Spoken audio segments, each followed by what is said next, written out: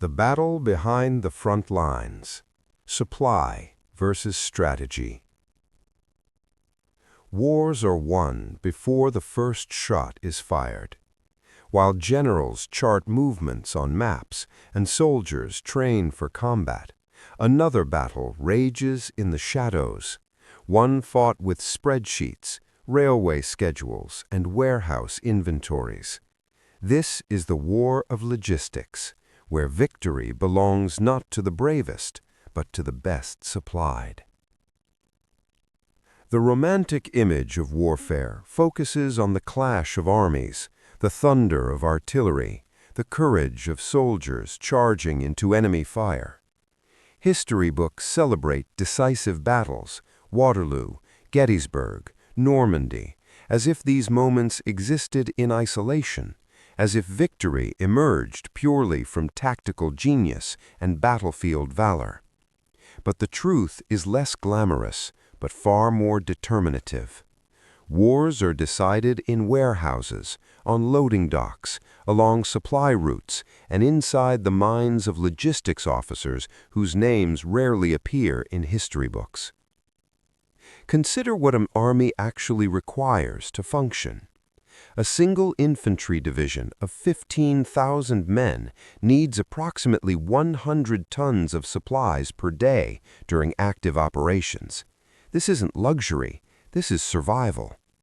Food, water, ammunition, medical supplies, fuel, replacement weapons, communication equipment, spare parts, clothing, and countless other necessities must flow continuously from factories and depots to the front lines. Break this flow, even temporarily, and the most elite fighting force becomes ineffective within days. Throughout history, brilliant strategies have crumbled under the weight of empty supply lines. Armies have retreated not from enemy fire, but from hunger. Entire campaigns have collapsed not from tactical failures, but from a shortage of horseshoes, bullets, or fuel. A general may conceive the perfect flanking maneuver, identify the enemy's weakness, and position forces for a decisive strike. But if the artillery shells don't arrive, if the tanks run dry, if the soldiers are too exhausted from malnutrition to march, the strategy becomes nothing more than an elegant theory. The question isn't whether logistics matters, it's whether strategy can exist without it. The foundation beneath the fortress. Military theorists from Sun Tzu to Clausewitz understood this fundamental reality. Sun Tzu devoted entire passages of The Art of War to the mathematics of supply, calculating the costs of provisions, the burden of transport, and the economic exhaustion that prolonged campaigns inflicted on states. He wrote that a wise general will use the enemy to augment his own resources, recognizing that living off enemy territory was often the only sustainable approach to distant campaigns.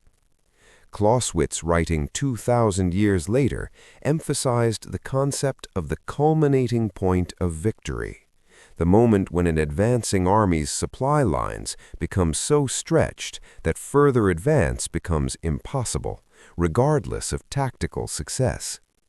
An army that pushes beyond this point doesn't just stall, it becomes vulnerable, exposed, potentially trapped. The culminating point isn't determined by enemy resistance or strategic objectives. It's determined by how far supplies can reach. These weren't abstract philosophical musings.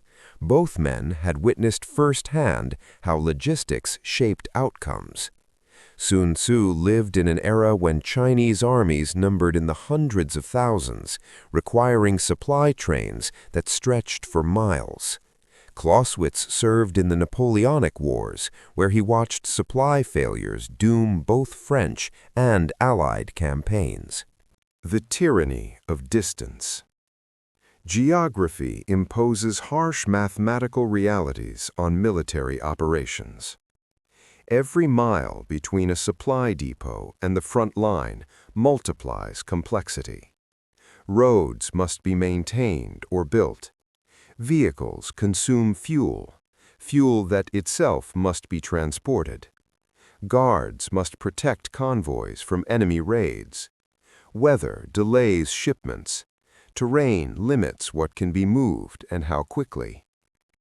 In ancient and medieval warfare, this meant armies moved slowly, tethered to navigable rivers or coastal shipping routes. Alexander the Great's conquests stretched across thousands of miles, but they followed a careful pattern: secure the Mediterranean coast, establish supply bases, move inland only when logistics permitted. Roman legions built roads not for convenience, but for survival.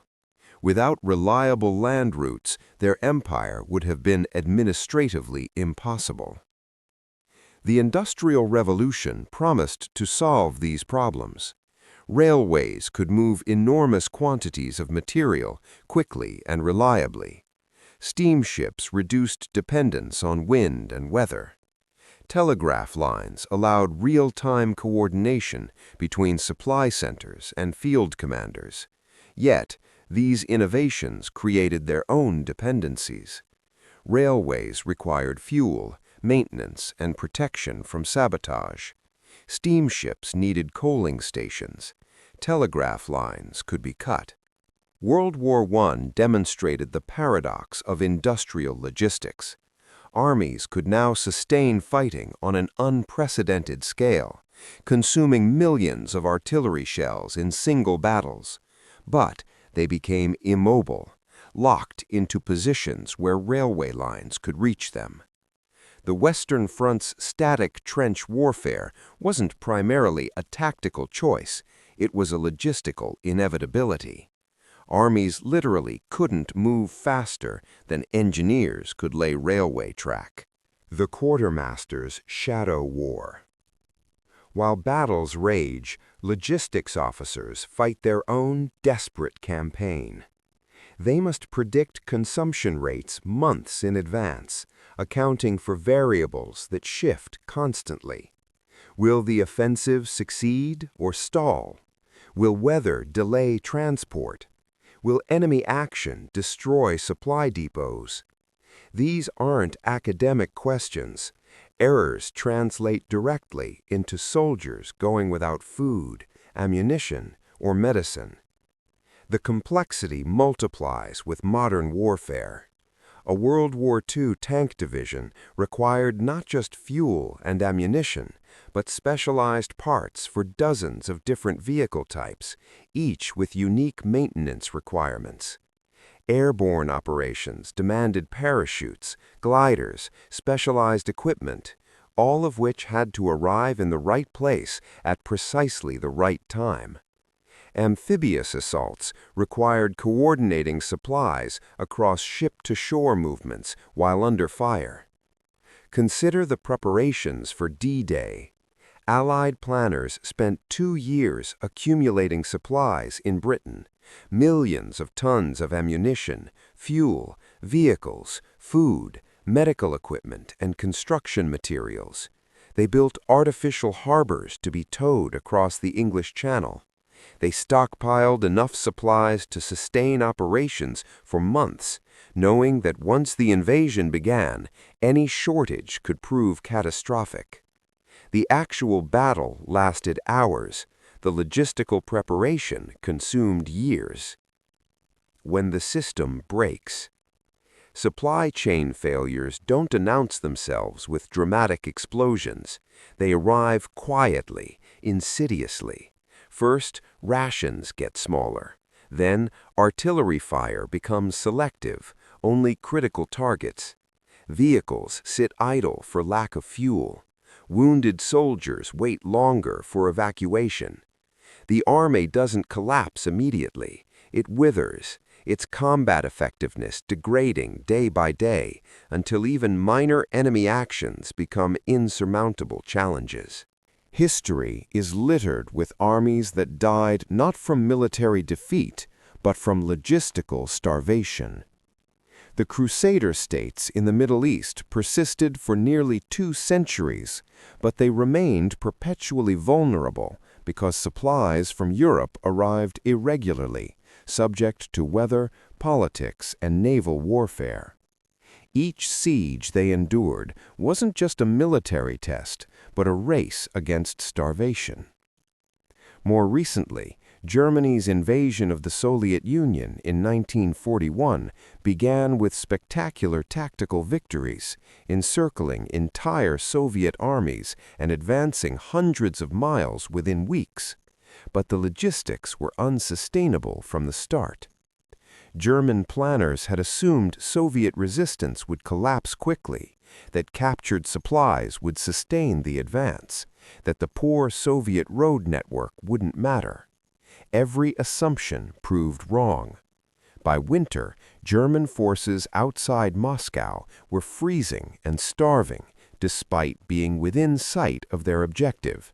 They had won every battle, but were losing the war of supply. The unsexy science of victory. There's a reason logistics doesn't capture popular imagination the way tactics and strategy do. Calculating fuel consumption rates isn't heroic. Organizing railway schedules doesn't make for inspiring stories. The officer who ensures ammunition arrives on time receives no medals for valor, no dramatic recognition. Yet this unglamorous work determines outcomes more surely than battlefield courage. An army with adequate supplies can absorb tactical mistakes, recover from setbacks, sustain operations until the enemy exhausts itself. An undersupplied army, no matter how brave or well led, faces inevitable defeat. The greatest military minds in history recognized this truth. They understood that before planning any operation, they had to ask, can we supply it?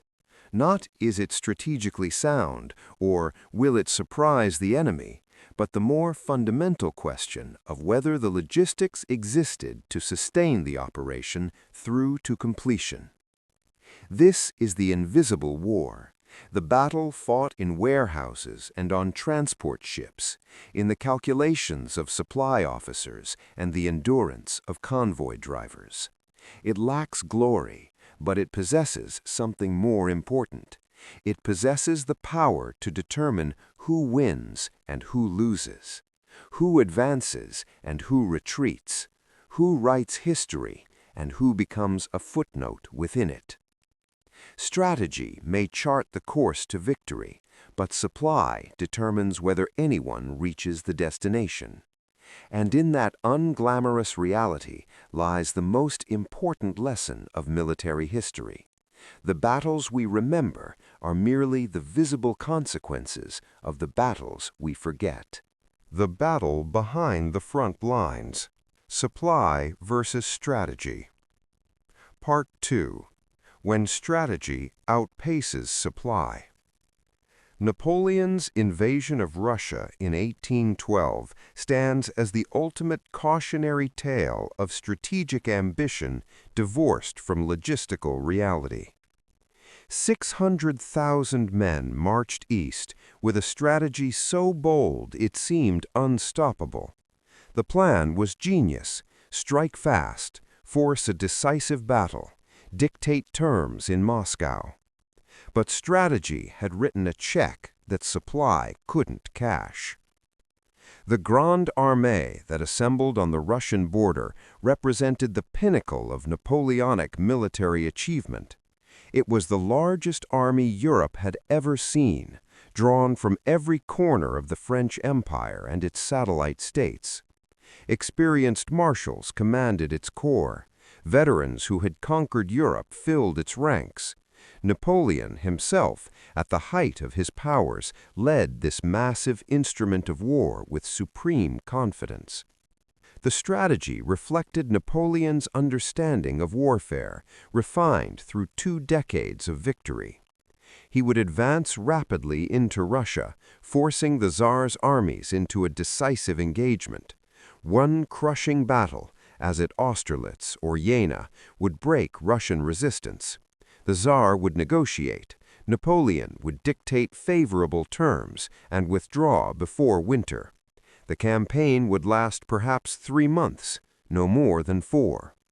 Speed, aggression, and the decisive battle, this formula had never failed him. But Russia was not Austria or Prussia, and the logistics that had sustained Napoleon's previous campaigns were about to meet their breaking point. The mathematics of disaster. From the moment the Grande Armée crossed the Niemen River in June 1812, the numbers worked against it. 600,000 men and their horses required staggering quantities of supplies daily.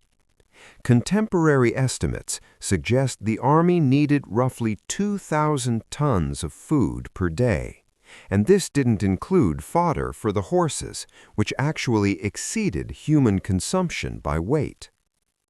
Napoleon's logistics officers calculated that the army could carry approximately 20 days of supplies in its wagons. After that, the army would need to either capture Russian supply depots, requisition from the local population, or receive supplies forwarded from Poland and Prussia. The plan depended on finding well-stocked Russian magazines, cooperative populations, and adequate roads for supply convoys. Reality shattered every assumption within the first week. Russian forces retreated rapidly, implementing a scorched earth policy that left nothing for French foragers. Villages that appeared on maps turned out to be collections of wooden huts with minimal food stores. The few Russian supply depots that existed were burned before French forces could capture them. Roads that seemed adequate for peacetime commerce dissolved into mud under the weight of thousands of wagons and hundreds of thousands of marching feet. The Grande Armée moved faster than its supply train. This wasn't an accident, it was the strategy. Napoleon needed speed to catch and destroy the Russian armies before they could retreat into the vast interior. But speed meant outpacing the lumbering supply train. Within 2 weeks, soldiers were on half rations. Within 3, horses began dying in massive numbers. The death spiral. The loss of horses triggered a cascading failure that no amount of strategic brilliance could overcome. Horses didn't just pull supply wagons, they pulled artillery, transported wounded soldiers, carried officers, and served as the eyes and mobility of the cavalry. Each dead horse meant less transport capacity, which meant more supplies abandoned, which meant more horses dying from overwork and malnutrition. By the time the Grande Armée reached Vilna, barely 100 miles into Russia, it had already lost perhaps 50,000 men, not to combat, but to desertion, disease, and exhaustion. Soldiers who fell behind were often killed by Russian Cossacks who harassed the French flanks and rear constantly. The army that seemed invincible at the border was hemorrhaging strength, even though the Russian armies refused to engage. Napoleon drove forward anyway. The strategy demanded it. Find the Russian army, force the battle, win decisively. Everything else was secondary. When subordinates warned about supply problems, Napoleon dismissed them. When reports arrived of massive horse losses, he ordered his commanders to requisition more aggressively from the local population.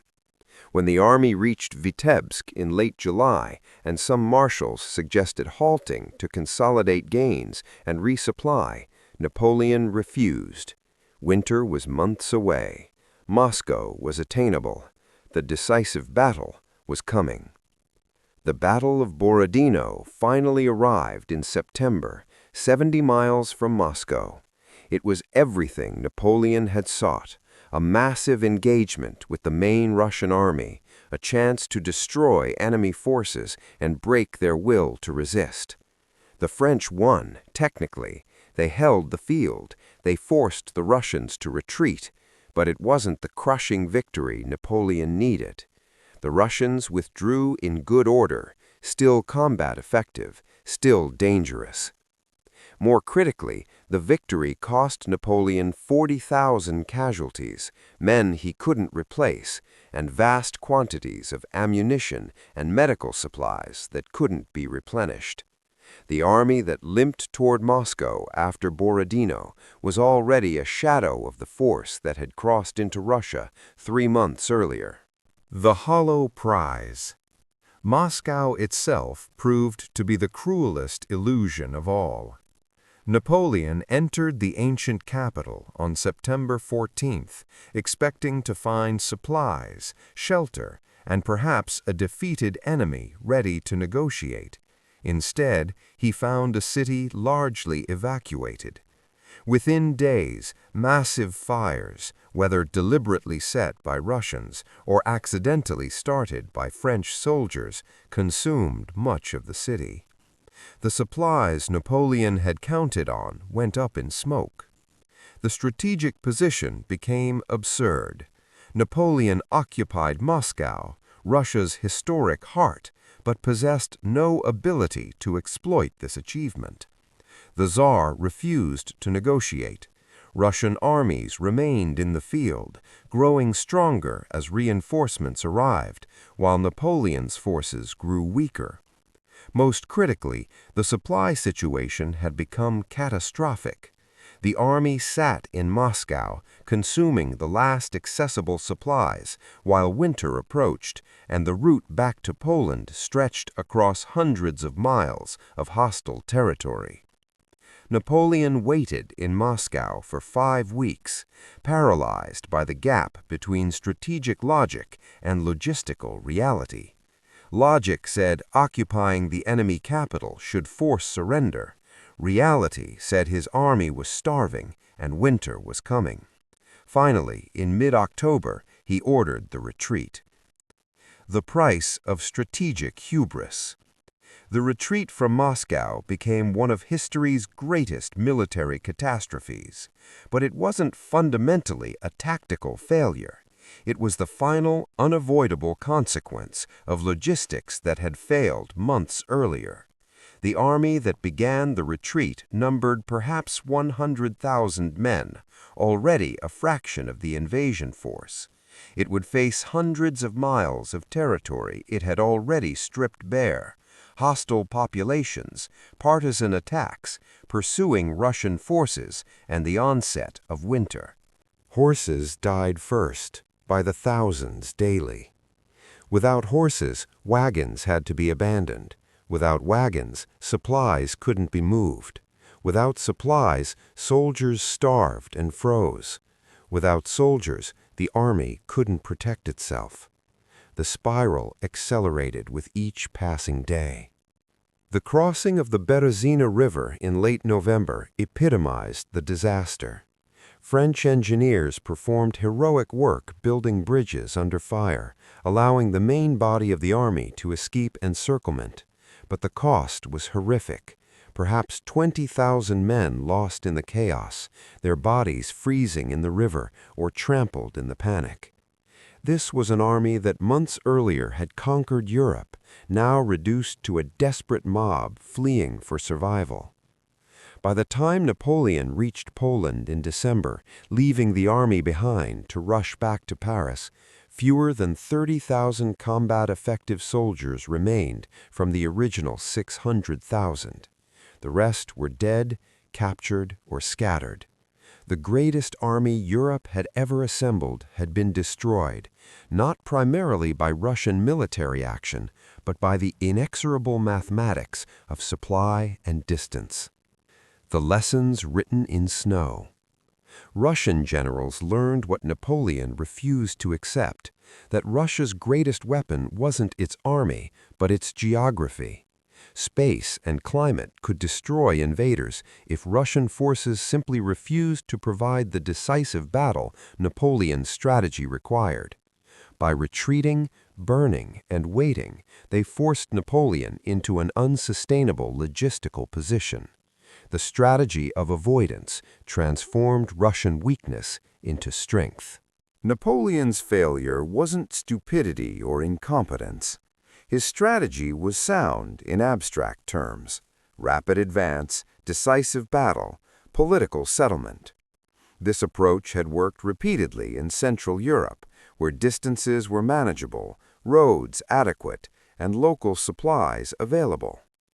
The flaw lay in assuming that strategic principles transcended logistical constraints.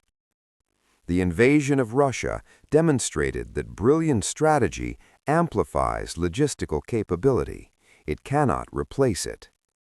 Napoleon could outthink Russian generals, outmaneuver Russian armies, and even capture their capital. But he couldn't conjure food from empty countryside, rebuild destroyed bridges through force of will, or make his horses immune to starvation. The supply system had limits. When strategy pushed beyond those limits, disaster became inevitable. Other commanders would repeat variations of this mistake across history, each believing their situation was different, their strategy superior, their will stronger. But the mathematics never changed. Armies require supplies. Supplies must be transported. Transport has limits. Strategy that ignores these limits isn't bold, it's suicidal. The frozen bodies scattered across the Russian landscape in the winter of 1812 testified to a brutal truth. In war, logistics doesn't serve strategy. Strategy must serve logistics. The plan that cannot be supplied is not a plan at all. It's a fantasy written in the blood of soldiers who deserved better from their commanders. Napoleon rebuilt his armies, fought on for 3 more years, and even achieved temporary victories. But he never fully recovered from the Russian disaster. The myth of invincibility shattered in the snows outside Moscow. And the lesson remained, carved into military history like a warning to future generations. Strategy without supply is merely the longest route to defeat. The battle behind the front lines: supply versus strategy. Part 3. When supply enables dominance. World War II's Pacific Theater tells the opposite story from Napoleon's Russian disaster. The United States didn't just outfight Japan, it outbuilt, outshipped, and outsupplied them at every turn. American forces constructed entire floating harbors, established supply chains across thousands of miles of ocean, and sustained operations on hundreds of scattered islands simultaneously. This wasn't merely superior logistics supporting strategy, it was logistics as strategy, supply transformed into an unstoppable weapon of war. When Japan attacked Pearl Harbor in December 1941, it possessed significant tactical and operational advantages. Japanese naval forces were experienced, well-trained, and equipped with excellent ships and aircraft. Japanese carrier doctrine was the most advanced in the world. The Zero fighter outclassed anything the United States had in the Pacific. Japanese forces had been fighting in China for years, giving them combat experience American forces lacked. But Japan's strategic position contained a fatal flaw that no amount of tactical excellence could overcome. The empire's industrial base was a fraction of America's, its merchant marine inadequate for protecting extended supply lines, and its resource dependencies made it vulnerable to blockade. Japan gambled that rapid victories would force American acceptance of Japanese regional dominance before American industrial might could be brought to bear. The gamble failed because Japan misunderstood what kind of war it had started. They prepared for a war of decisive naval battles and captured territory. America waged a war of production, logistics, and sustained operational tempo that ground Japanese resistance into dust. The arsenal across the ocean. American industrial mobilization during World War II remains unprecedented in human history. The numbers are almost incomprehensible. Between 1941 and 1945, American shipyards produced nearly 300 aircraft carriers of various sizes, dozens of battleships and cruisers, hundreds of destroyers and submarines, and thousands of transport and support vessels. American factories built 300,000 aircraft, including bombers that could strike Japan from distant bases and fighters that could protect them. But the scale of combat production was only part of the story. America also built the logistics infrastructure to sustain operations across the largest ocean on Earth. Thousands of cargo ships, Liberty ships mass-produced in modular shipyards, carried millions of tons of supplies across the Pacific. Specialized vessels transported fuel, ammunition, refrigerated food, and replacement aircraft. Fleet oilers allowed warships to refuel at sea, extending their operational range indefinitely. This supply system didn't just support American forces, it smothered Japanese resistance under its sheer weight. When a Japanese carrier suffered damage, it might require months in a shipyard for repairs, time during which Japan's already outnumbered fleet became even weaker. When an American carrier was damaged, another appeared to replace it, often within weeks. Japan built excellent ships and aircraft, but couldn't replace losses. America built adequate ships and aircraft, but replaced them faster than Japan could destroy them. The mathematics were brutal and inevitable. Japan began the war with 10 aircraft carriers. It could build perhaps 1 or 2 per year during wartime. America began with 7 carriers in the Pacific, but was producing carriers at a rate that would eventually reach several per month when escort carriers were included. Every carrier exchange favored America. Every prolonged engagement depleted Japanese pilot strength that couldn't be replaced, while American pilot training programs graduated thousands of new aviators monthly. The island-hopping revolution. The famous island-hopping campaign, officially termed leapfrogging, is often described as a tactical innovation, a way to bypass heavily defended Japanese strongholds and strike at weaker points. This narrative captures part of the truth, but misses the fundamental logistical genius of the strategy. Each captured island became a node in an expanding supply network. Seabees, naval construction battalions, transformed coral atolls into major military installations within weeks. They built airfields, fuel depots, ammunition dumps, repair facilities, hospitals, and port infrastructure. These islands became stepping stones that progressively shortened supply lines from American bases in Hawaii and Australia. Consider the progression. American forces captured Guadalcanal in 1942 after months of brutal fighting. The island's airfield allowed American aircraft to dominate the surrounding waters, cutting Japanese supply lines to the southern Pacific. From Guadalcanal, American forces could support operations in the Solomon Islands. From the Solomons, they could reach New Guinea. From New Guinea, the Philippines came within range. Each step reduced the distance supplies had to travel, while extending the distance Japanese reinforcements had to cross through increasingly hostile waters. Japanese garrisons on bypassed islands, Rabaul, Truk, other once formidable bases, withered without resupply.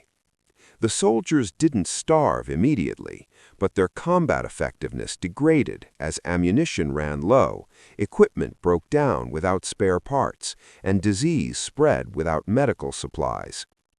Meanwhile, American forces on captured islands received a constant flow of everything they needed: hot meals prepared in field kitchens, medical care in well-stocked hospitals, regular mail from home, recreation facilities, even ice cream. Specially equipped ships brought frozen treats to forward areas as a morale booster. This wasn't luxury or waste, it was recognition that sustained operations required sustained soldiers, and that morale was a logistical consideration as much as ammunition. The logistics of amphibious assault.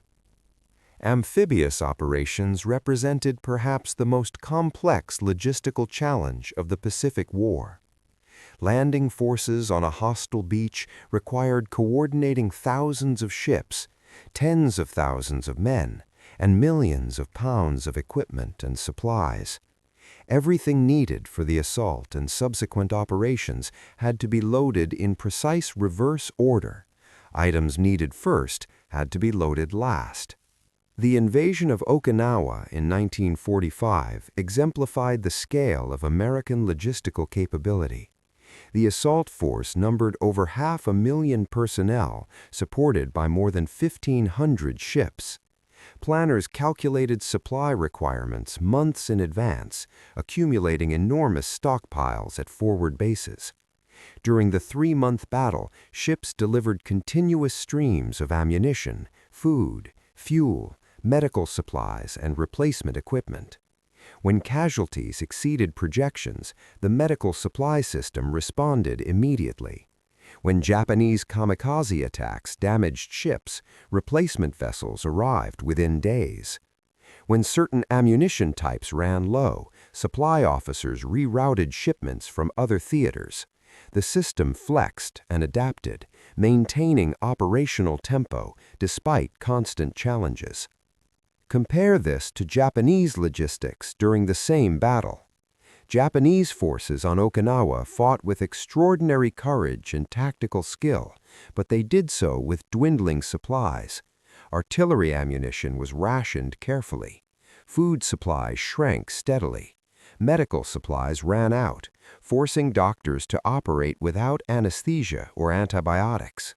Reinforcements couldn't reach the island. American naval dominance prevented Japanese transport ships from approaching. The outcome was predetermined not by courage or tactical skill, but by which side could sustain operations longer. American forces could afford to be methodical, using overwhelming firepower to reduce Japanese positions while minimizing American casualties. Japanese forces had to husband every shell, every bullet, knowing that once supplies ran out, defeat became certain. The submarine campaign's hidden victory. American submarine warfare against Japanese merchant shipping often receives less attention than carrier battles or island invasions, but it delivered perhaps the most strategically decisive results. Japan's empire depended entirely on ocean transport. Oil from the Dutch East Indies, rubber from Malaya, rice from Indochina, iron from Manchuria, all had to be shipped to Japanese factories. Finished products had to be distributed throughout the empire. Troops and supplies had to reach outlying garrisons. American submarines systematically destroyed this maritime lifeline. By 1945, Japanese merchant losses exceeded 3/4 of the pre-war fleet. Oil tankers became priority targets. Without fuel, Japanese warships couldn't operate, aircraft couldn't fly, and factories couldn't produce. The Imperial Navy's powerful battleships spent much of 1944 to 1945 anchored because fuel oil was unavailable. The strategic impact extended beyond direct military effects. Japanese civilian populations faced increasing hardship as food imports declined. Factories shut down for lack of raw materials. The entire economy contracted. Japan's leaders knew the war was lost long before surrender, but the logistical stranglehold of American submarines had made defeat mathematically certain. Supply as decisive weapon. What made American logistics in the Pacific so devastating wasn't just abundance, it was sustainability. American forces could maintain high operational tempo indefinitely. Damaged ships were repaired quickly or replaced by fresh tankers. Exhausted units were rotated home and replaced with fresh troops. Supplies flowed continuously, enabling commanders to plan operations without worrying whether resources would arrive. This created a psychological as much as material advantage. Japanese commanders knew that any engagement, even victories, depleted irreplaceable resources. Sinking an American carrier was a triumph, but another would appear soon. Destroying American aircraft meant little when hundreds more arrived weekly. The relentlessness of American logistics ground down Japanese resistance as surely as bombs and bullets. Japanese military leaders, particularly in the Navy, understood this disparity. They had warned before Pearl Harbor that Japan couldn't win a prolonged war against American industrial capacity. The attack aimed to buy time for negotiated settlement before American strength became overwhelming. But the timeline never worked in Japan's favor. American production ramped up faster than Japanese planners imagined possible. The industrial gap widened continuously from 1942 onward. The price of logistical superiority. American logistical dominance didn't come cheap. The resources devoted to Pacific logistics were staggering. Millions of personnel in supply and support roles for every combat soldier. Billions of dollars in infrastructure. Massive consumption of fuel and materials. The system required vast numbers of transport ships, aircraft, trucks, and specialized equipment. But this investment paid strategic dividends that tactical brilliance alone could never achieve. American commanders could take calculated risks, knowing that even costly failures wouldn't cripple future operations. The failed first offensive at Guadalcanal could be reinforced and renewed. Early carrier losses at Coral Sea and Midway were painful, but not crippling. Mistakes could be absorbed, lessons learned, operations adjusted, all because the logistics system provided the material foundation for continued offensive action. Japan possessed brave soldiers, skilled pilots, innovative tactics, and determined leadership. What it lacked was the ability to sustain operations against an enemy whose supply chain was essentially infinite by comparison. Every battle Japan won was Pyrrhic. Every American defeat was temporary. The mathematics of logistics predetermined the outcome more surely than any tactical consideration. The Pacific War demonstrated that when logistics and strategy align, when supply enables sustained offensive action, when industrial capacity backs military force, the result is dominance. Not the temporary dominance of tactical victory, but the comprehensive, crushing dominance of an enemy who simply cannot continue fighting. Strategy charts the path to victory, but supply provides the means to walk that path to its end. The battle behind the front lines. Supply versus strategy. Part 4. The modern equation.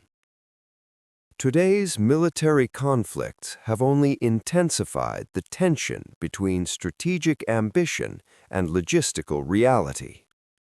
Precision weapons, rapid deployment forces, and network-centric warfare all demand increasingly complex supply chains. A single fighter jet requires thousands of parts, specialized maintenance equipment, and enormous fuel supplies. Cyber warfare needs server farms and secure communications infrastructure. The technological sophistication that makes modern militaries so lethal also makes them extraordinarily dependent on functioning logistics networks. The lesson remains unchanged across centuries. Strategy without supply is fantasy. The most brilliant plan becomes irrelevant when tanks run dry, when ammunition runs out, when soldiers go hungry. Yet supply without strategy is merely waste, resources poured into pointless stockpiles and meaningless maneuvers. The true art of war lies in the balance, marrying strategic vision with logistical capability, ensuring that ambition never exceeds what can actually be delivered to the battlefield. The tyranny of technological complexity. Modern weapons systems have achieved capabilities that would seem like science fiction to generals from even 50 years ago. Precision-guided munitions strike targets hundreds of miles away with accuracy measured in feet. Stealth aircraft penetrate enemy air defenses undetected. Satellites provide real-time intelligence and communications global coverage. Unmanned drones loiter over battlefields for hours, striking targets without risking pilot lives.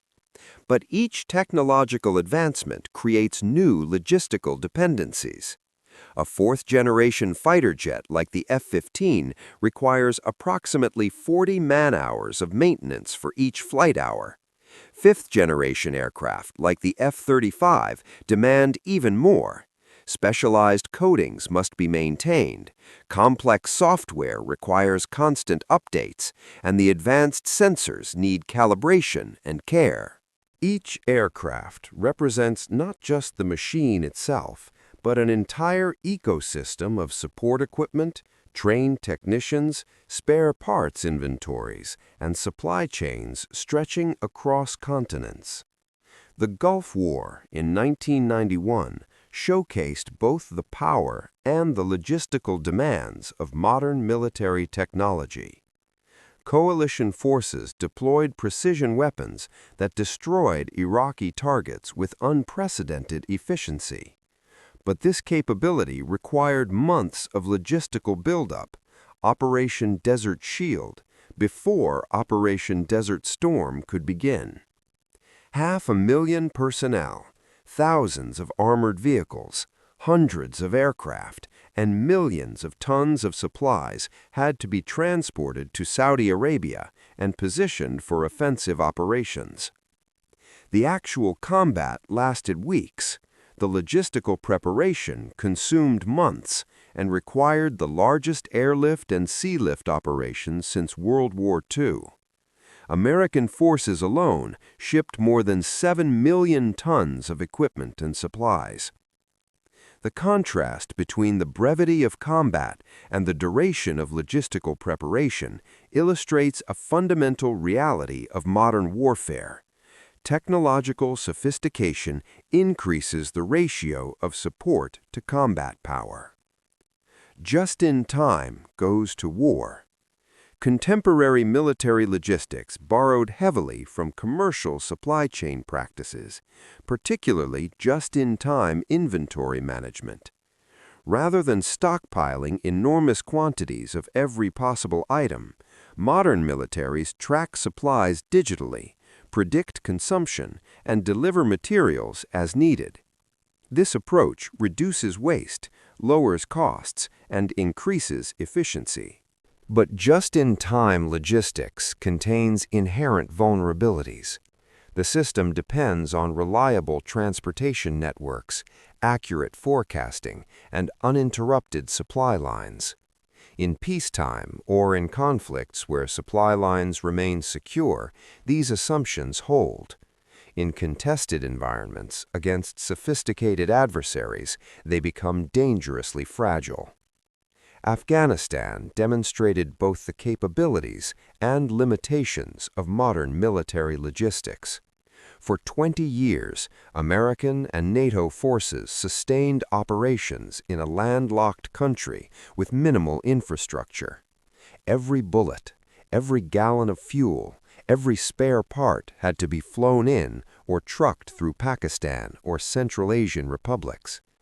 The logistical achievement was remarkable. Forces maintained high operational tempo despite geographic isolation and constant attacks on supply convoys.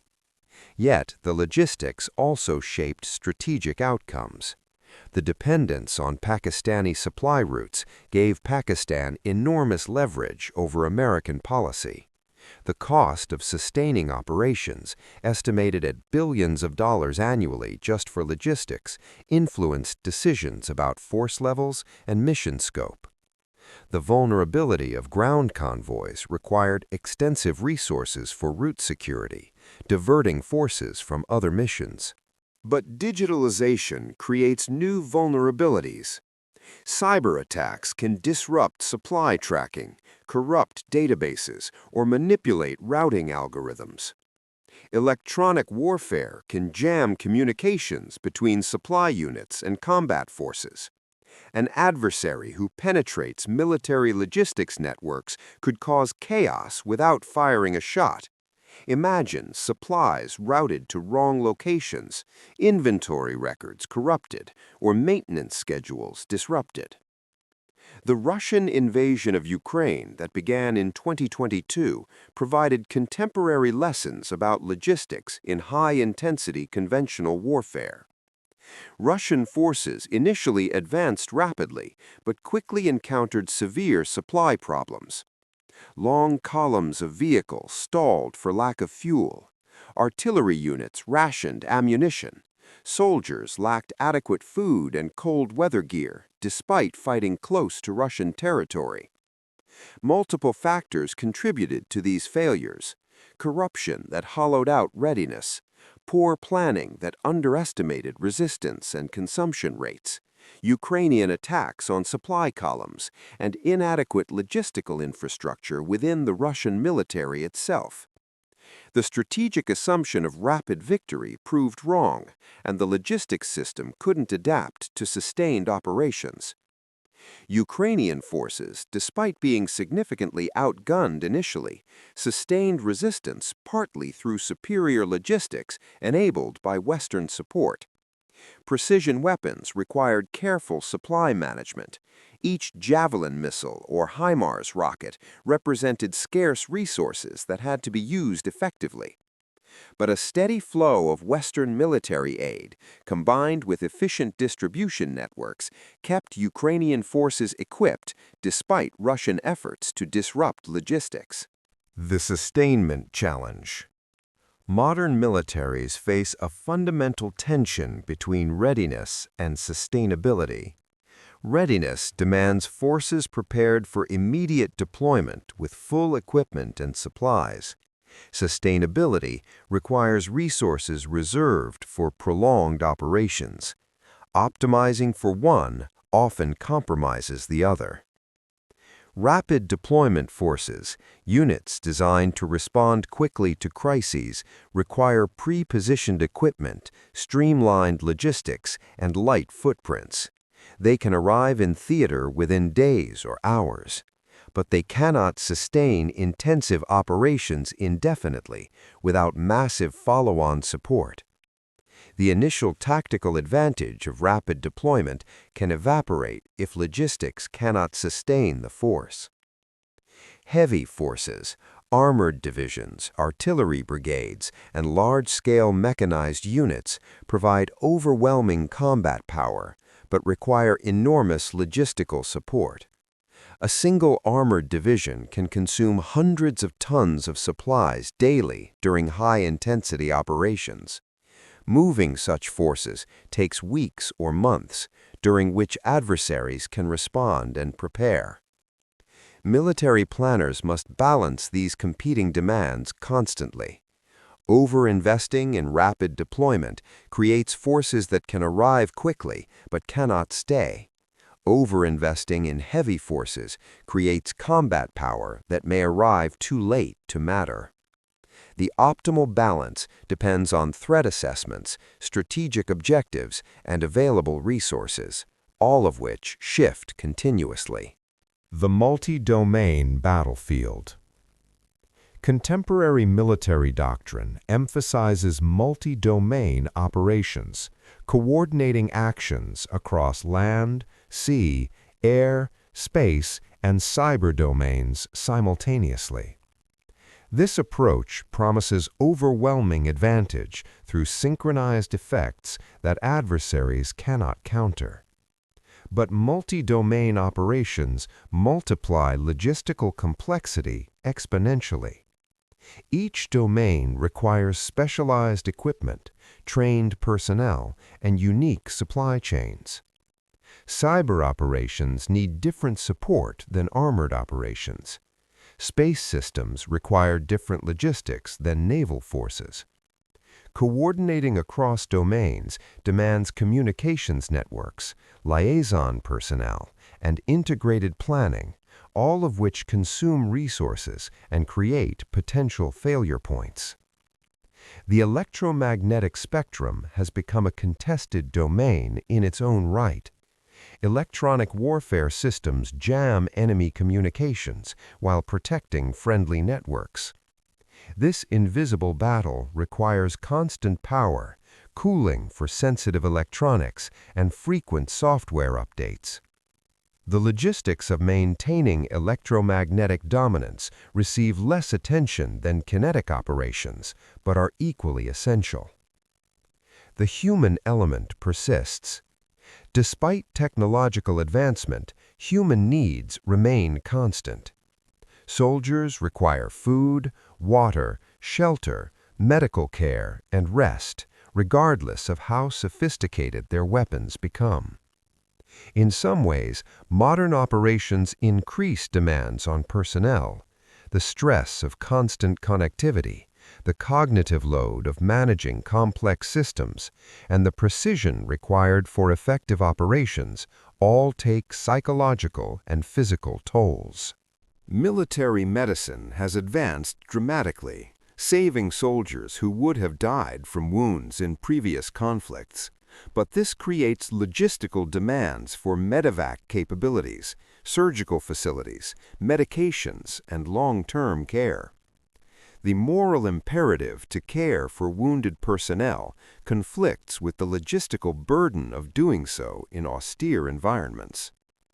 Morale and cohesion remain critical factors that logistics must support.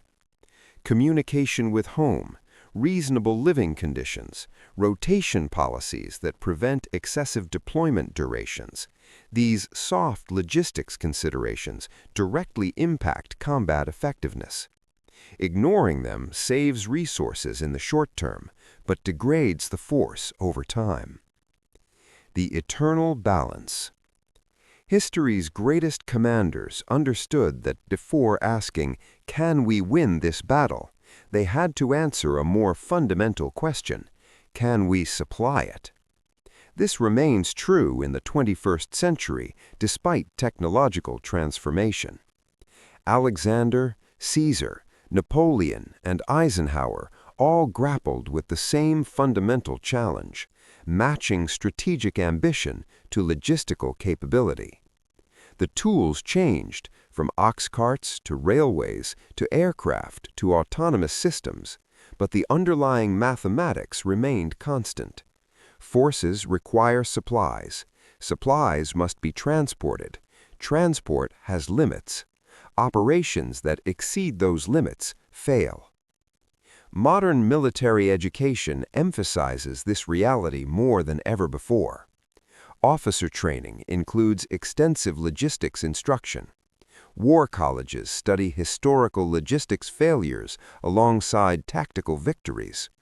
Professional military education recognizes that logistical competence often determines outcomes more than tactical brilliance. Yet the temptation persists to prioritize strategy over supply, to assume logistics will somehow adapt to strategic requirements, to believe that will and technology can overcome material constraints. This temptation must be constantly resisted because its consequences remain as devastating now as when Napoleon's army froze in Russia. The final lesson. In the end, the battle behind the front lines isn't secondary to the main event. It is the main event. Everything else, the tactics, the battles, the strategic maneuvers, represents merely the visible consequence of who managed their supply lines better. Victory belongs to those who understand that warfare is fundamentally an equation. Combat power multiplied by sustainability equals strategic effect. Maximize combat power while ignoring sustainability, and the effect approaches zero as operations collapse from lack of support. Maximize sustainability without adequate combat power, and nothing strategic is achieved despite enormous expenditure. The optimal solution requires constant adjustment, adapting to changing circumstances while respecting fundamental limits. It requires honest assessment of capabilities, realistic planning that accounts for friction and uncertainty, and the intellectual humility to recognize when ambition exceeds capacity. Modern warfare hasn't transcended these realities, it has amplified them. The forces that succeed in future conflicts will be those that master the eternal challenge, aligning strategic vision with logistical reality, ensuring that the battles fought can actually be supplied, and understanding that in war, as in all human endeavors, the unglamorous work of logistics determines what glory is actually achievable.